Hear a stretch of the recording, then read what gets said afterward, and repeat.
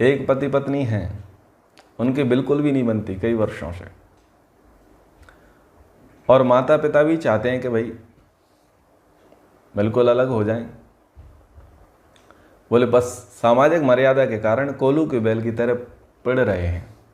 पति पत्नी को पत्नी नहीं मानता, पत्नी पति को पति नहीं मानती, और माता पिता दामाद को दामाद नहीं मानते, वो सास ससुर को सास ससुर नहीं मानता,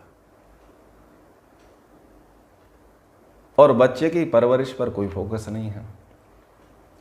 लेकिन झूठी सामाजिकता के कारण बस पिसे जा रहे हैं, मरे जा रहे हैं, निर्णय के तट पर नहीं पहुंचते हैं। क्यों नहीं पहुंचते हैं?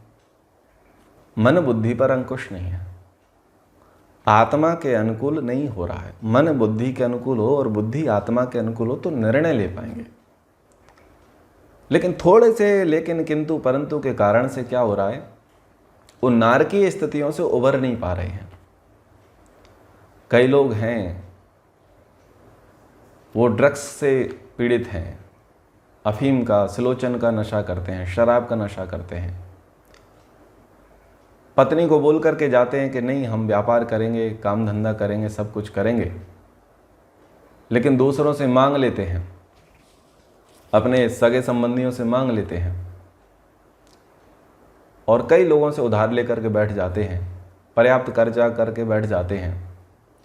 जब लोग समझाते हैं, पुलिस आती है, थोड़ा सी कठोर कार्रवाई होती है तो चेतते हैं कि चलो ठीक है, आज से हम ये गलत काम नहीं करेंगे, हम ईमानदारी से काम करेंगे और मेहनत करेंगे, पुरुषार्थ करेंगे, नशा छोड़ देंगे। अगले दिन फिर वही स्थिति। तो ये कौन सा युद्ध है? ये आंतरिक युद्ध है। बाहरी युद्धों को तो बहुत सारे लोग जीत जाएंगे, हार जाएंगे, परंतु जो अंदर के युद्ध हैं वो बड़े विचित्र हैं। जितने भी शारीरिक हिंसाएं, मानसिक हिंसाएं, प्रताड़नाएं, क्रिमिनल स्थिति, साइकोपना, जितने भी मनोरोग आपको समाज में दिखाई दे रहे हैं, उन सब का कारण है अंतर्द्वंद। कहीं ना कहीं अंतर्द्वंद उनके अंदर चला हुआ है।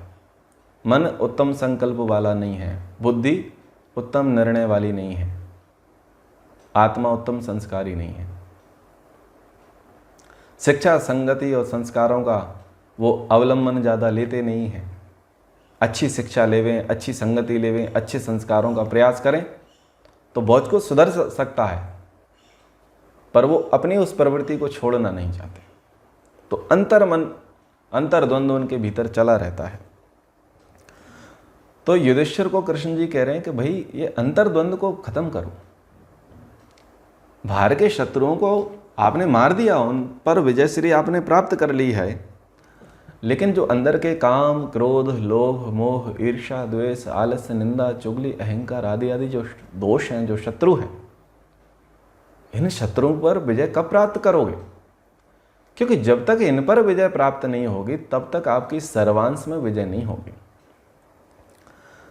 अब जो कहते हैं द्वे अक्षरस्तु भवेन मृत्यु त्रय अक्षरम ब्रह्म शाश्वतम ममेति चा भवेन मृत्यु न ममेति चा शाश्वतम। यह श्लोक बहुत अच्छा है, आपको मैं लिख करके डिस्क्रिप्शन में भी दे दूंगा। द्वे अक्षरस्तु भवेन मृत्यु, दो अक्षर मृत्यु रूप है। मम, मम यानी मेरा। ये मेरा मेरा मेरा मेरा जो है ना, ये मृत्यु का कारण है। त्रय अक्षरम ब्रह्म सनातनम, और जो तीन अक्षर हैं वो सनातन ब्रह्म की प्राप्ति का कारण है। क्या है? न मम, न मम, मेरा नहीं है। तो जितनी भी हिंसाएं, दुराचार, अत्याचार, व्यभिचार हो रहे हैं, या लोग उत्तम संकल्प नहीं ले पाते हैं, उत्तम निर्णय नहीं ले पाते हैं, उनके पीछे का कारण है मम। पति क्या करता है? हिंसा करता है पत्नी के प्रति, क्या मान करके? मम, मेरा, यानी मेरी दासी है, दासी है, मैं इसका स्वामी हूं, मैं इसका कुछ भी कर सकता हूं, तो मेरा मान करके वो पीट रहा है। हिंसा कर रहा है। और वो गाना गा रही है कि भला है बुरा है जैसा भी है, मेरा पति मेरा देवता है, सुबह मार शाम को मार, दोपहर मार रात को मार। वो पिटाई खा रही है। क्यों? मम मेरा है। अब माता पिता के पास केस जाता है, माता पिता मौन, क्योंकि मेरा है। उनको क्या मेरा लग रहा है? उनको ये नहीं देख रहा कि बेटी पीड़ित है, उनको ये लग रहा है कि हमारी इज्जत का क्या। वो मम बेटी वाला मम नहीं दिख रहा, मेरा नहीं दिख रहा। उनको ये दिख रहा है कि यदि इनका डाइवोर्स हो जाएगा, यदि ये अलग हो जाएंगे, तो लोग ये कहेंगे कि बताओ उनकी बेटी तलाकशुदा है। मम मेरा, तो मेरी जो सामाजिक प्रतिष्ठा है उसका क्या होगा? और वो मर जाए बोले तो कोई तकलीफ नहीं है, क्योंकि वहां उनको प्रायोरिटी किसकी ज़्यादा है? मम मेरी सामाजिक प्रतिष्ठा की। वो बेटा है, बहू को पीड़ित कर रहा है, प्रताड़ित कर रहा है, माता पिता नहीं समझा रहे। क्यों? बेटा मेरा है, बहू करती है गंदा काम, क्योंकि वो बेटा मेरा है। तो मेरा बेटा होने के कारण से एक गांधारी बनी हुई है, दूसरा धृतराष्ट्र बना हुआ है।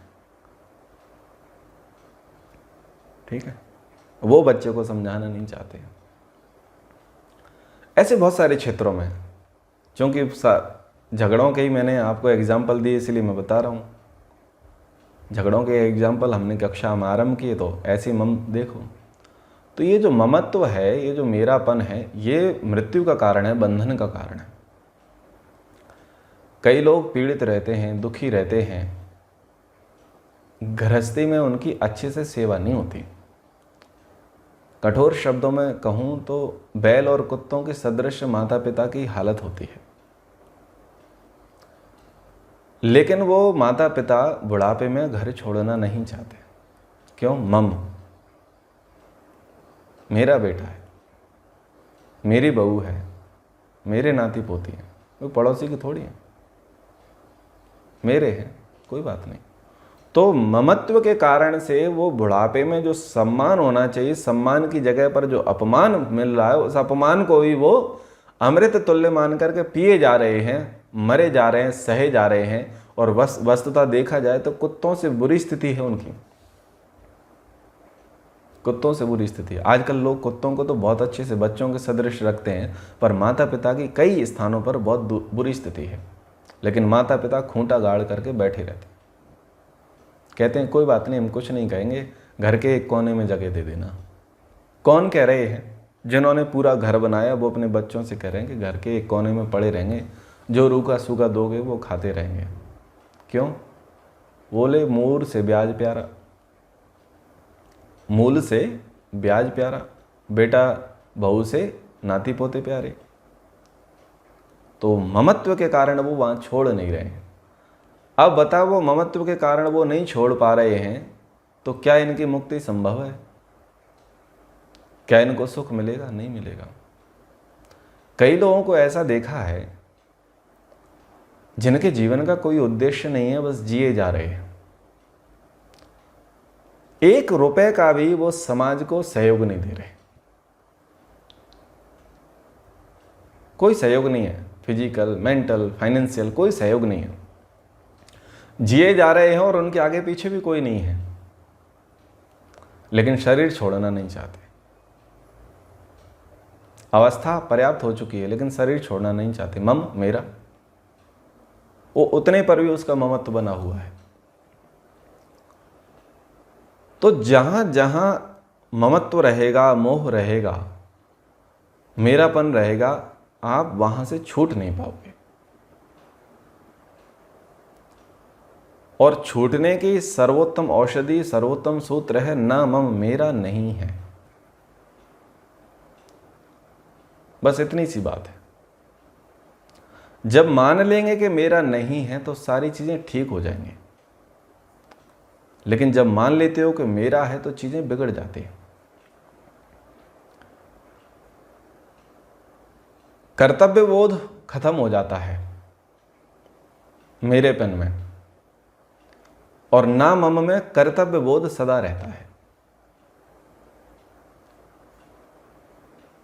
जब ये मान लेंगे कि मेरा नहीं है तो कर्तव्य बाकायदा याद रहेगा कि मैं इस लिए यहाँ पर उपस्थित हूँ, इस रिश्ते में, इस परिवार में, इस संस्था में, इस संगठन में, इस हेतु यहाँ पर उपस्थित हूँ।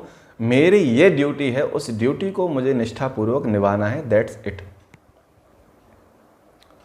तो कर्तव्य भाव से जब रहेंगे और क्या मान करके चलेंगे, ना मेरा, तो वहां आप लिप्त नहीं होंगे, आप फंसेंगे नहीं। पत्नी है, ना मम, मेरी नहीं है। अब इसका मतलब ये नहीं पड़ोसी की है।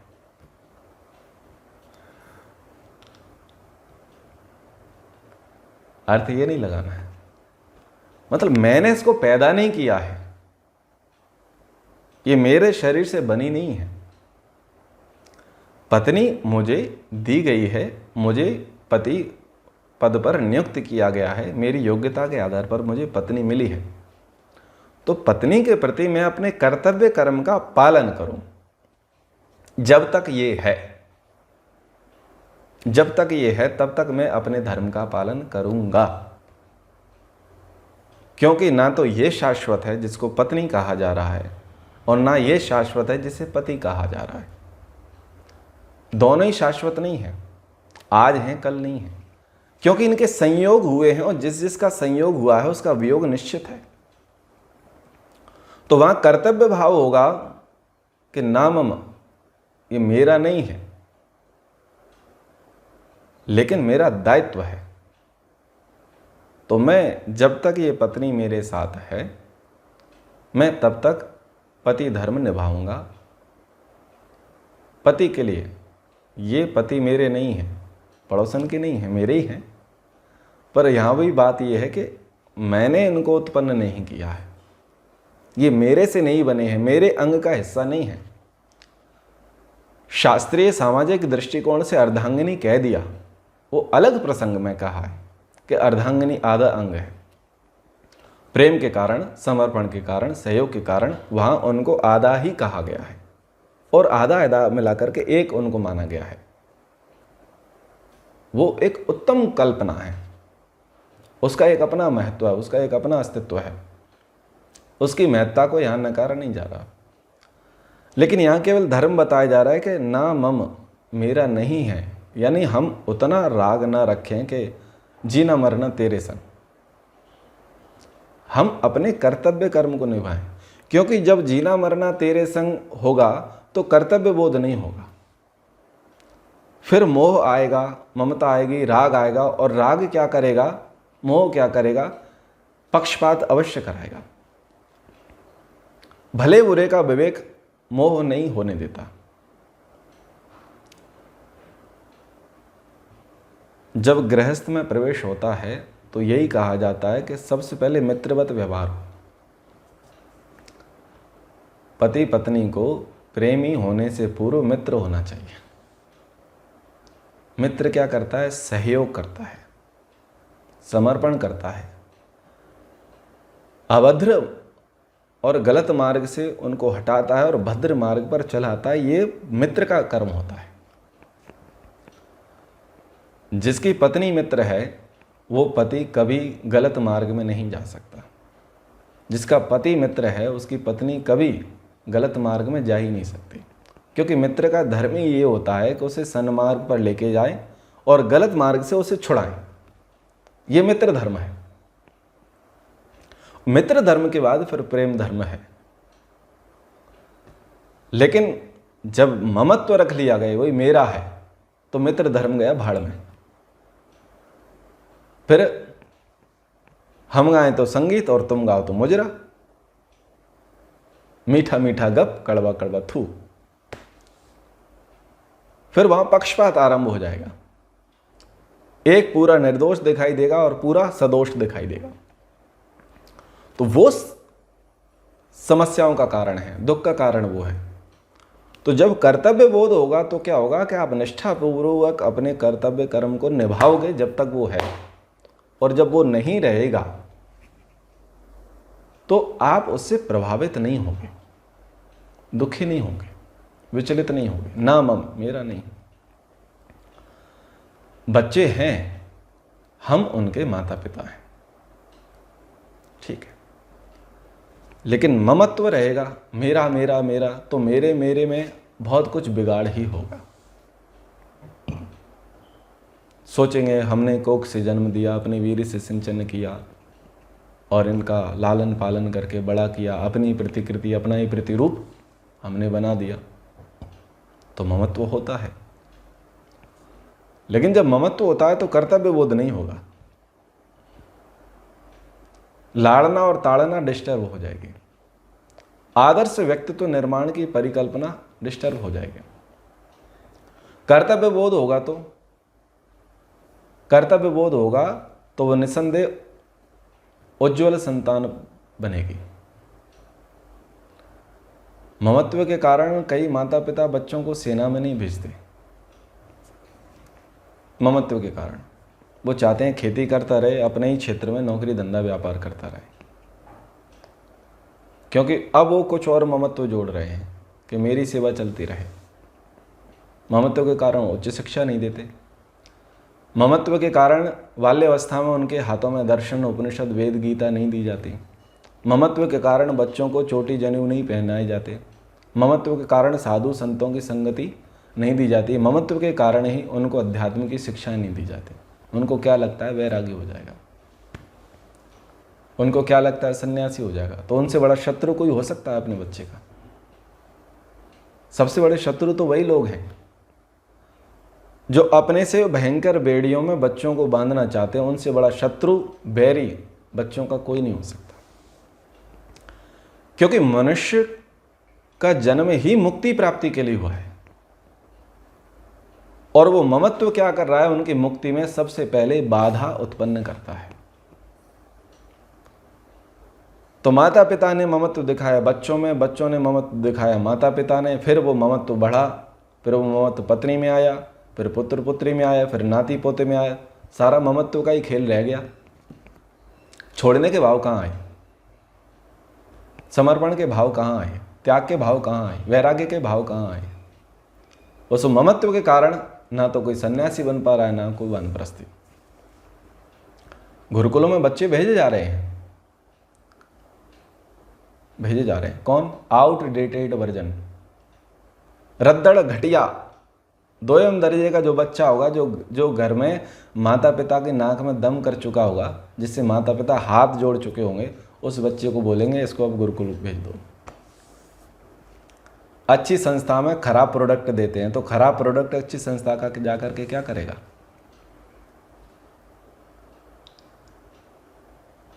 यानी कब बच्चों को बाहर निकाल रहे हैं? जब वो कुछ नहीं कर पा रहे हैं,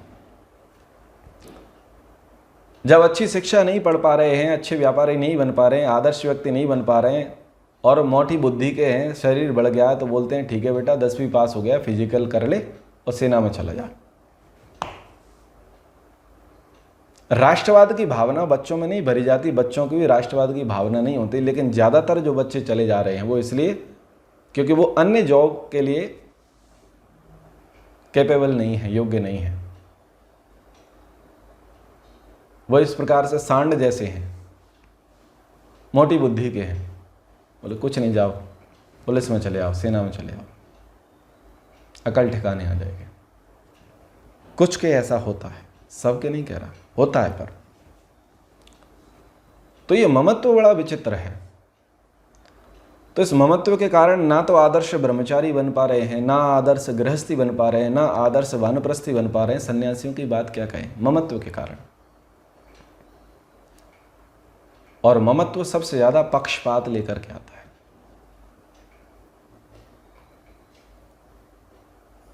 आप लोग अगर अपने पुराने घरों में रह रहे हो तो अलग विषय है, पर आपने अगर नया घर बनाया हो तो मैं बताता,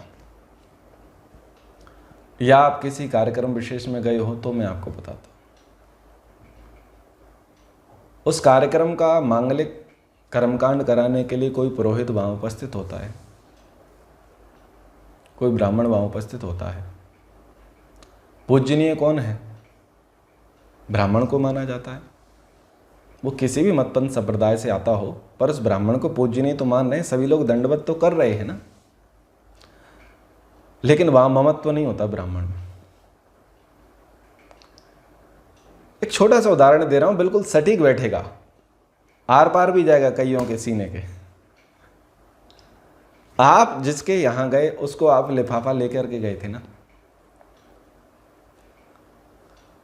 और पंडित जी भी बैठे होते हैं तिलक लगाने के लिए, कलावा बांधने के लिए, आशीर्वाद देने के लिए, तो आप उनके पास भी जाते हैं, तो बस वहां आपका ममत्व तो दिख जाता है। जो लिफाफा है वो आप उस व्यक्ति को देना चाहते हैं, लेकिन उससे 10% भी वो आप हाथ में लेकर के पंडित जी को नहीं देते। एक मोटा उदाहरण दे दिया मैंने, समझ में आ गया ना। मान लीजिए 1000 रुपये आपने लिफाफे में लिए, तो पंडित जी के पास गए तो आपने 10 रुपये में काम चला दिया, क्योंकि वो केवल पंडित जी हैं, ममत्व तो नहीं है। ममत्व कहाँ था? वो घर में था, व्यक्ति विशेष के प्रति था, तो वो राशि वहां दे दी। तो ये ममत्व होता है। ममत्व क्या कराता है? पक्षपात कराता है। योग्य व्यक्ति को जो चीजें मिलनी चाहिए वो नहीं दी जाती हैं, जो अयोग्य होते हैं उन अयोग्यों को वो सारी चीजें दे दी जाती हैं। ममत्व और पक्षपात से याद आया कि हमारे आचार्य दिनेश जी दृष्टांत दिया करते थे स्वामी सत्यपति जी महाराज का। स्वामी सत्यपति जी महाराज से किसी माताजी ने पूछा कि गुरुजी ये बताओ, ये पक्षपात क्या होता है? तो स्वामी जी कहने लगे कि माताजी मैं अभी बताता हूं पक्षपात क्या होता है। बोले बेटा कौन सा अच्छा? जो ध्यान करे, संध्या करे, उपासना करे, स्वाध्याय करे, हवन करे, बड़ों को नमस्कार करे, सदाचारी रहे, सभ्य रहे, शिष्टाचारी रहे, अनुशासन प्रिय रहे, कर्तव्यनिष्ठ रहे, परोपकारी हो, धर्मात्मा हो, जितेंद्रिय हो। इतने इतने अच्छे सारे गुण बता दिए। ऐसा सुत कैसा है? बोले ऐसा सुत सबसे बढ़िया। माता जी बोली ऐसा सुत सबसे बढ़िया। अच्छा कि माता जी आपके बेटे क्या करते हैं? बोले वो तो 9 बजे उठते हैं। हवन?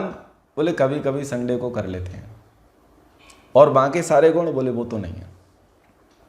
बोले पक्षपात यही है कि देखो हम आपके बेटे ही हैं आयु में, हम आपको माता बोल रहे हैं, हम ये सारे काम कर रहे हैं और आप स्वीकार रहे हैं कि बच्चा तो ऐसे ही अच्छा। तो जैसे साड़ी का एक तार होता है, वो तार जैसा पैसा तो तुम हमें दे देते हो, पूरी साड़ी बच्चों को पकड़ा देते हो।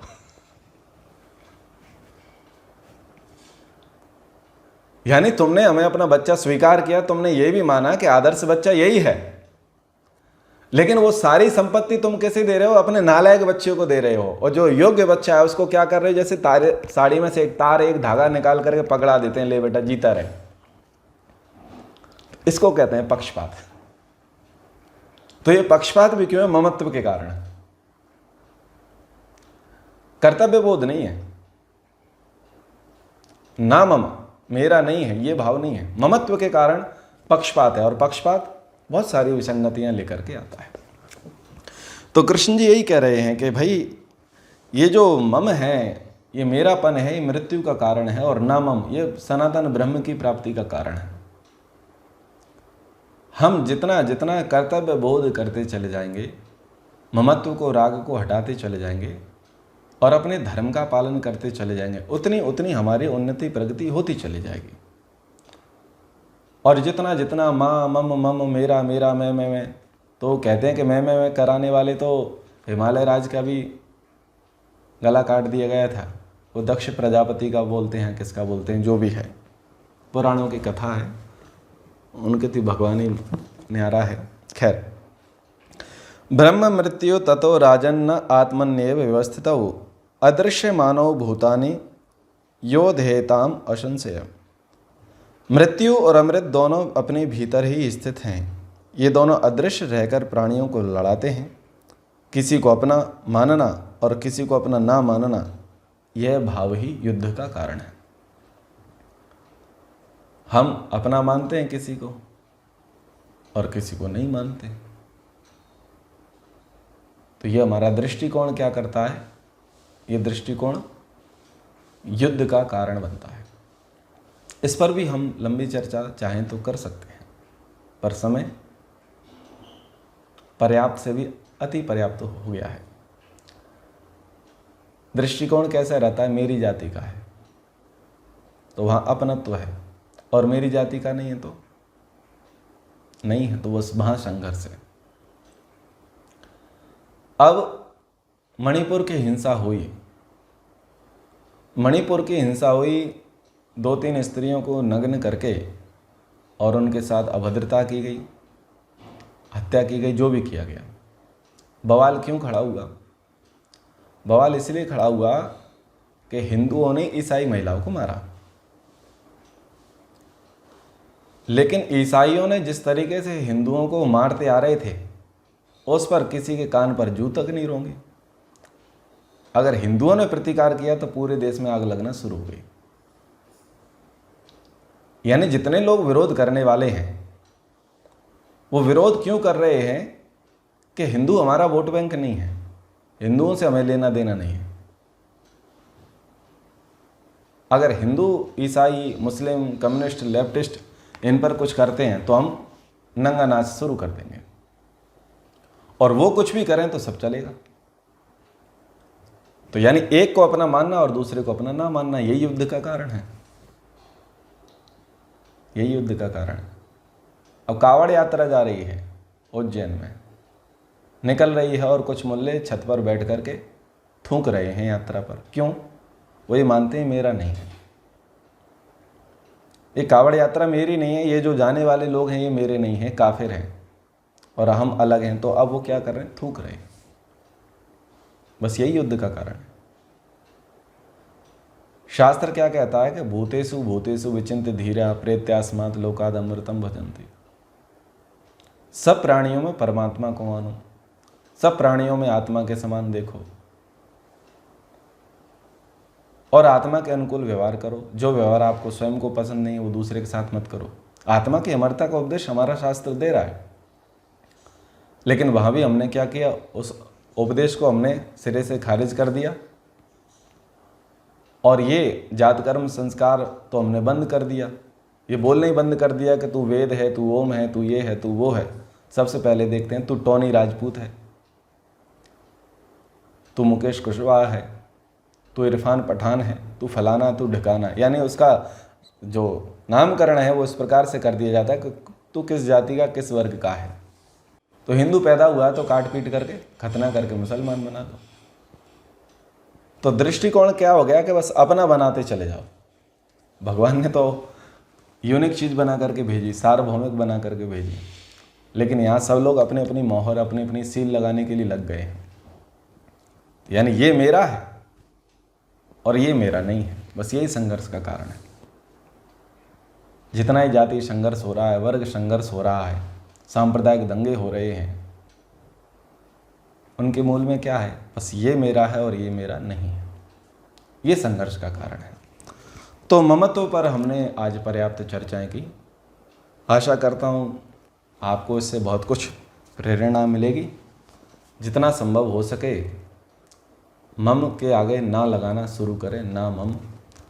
जितना जितना ना मम लगाना आरंभ कर देंगे उतना उतना लाभ आपको अवश्य मिलेगा। कक्षा को यहाँ पर विराम करते हैं। ओ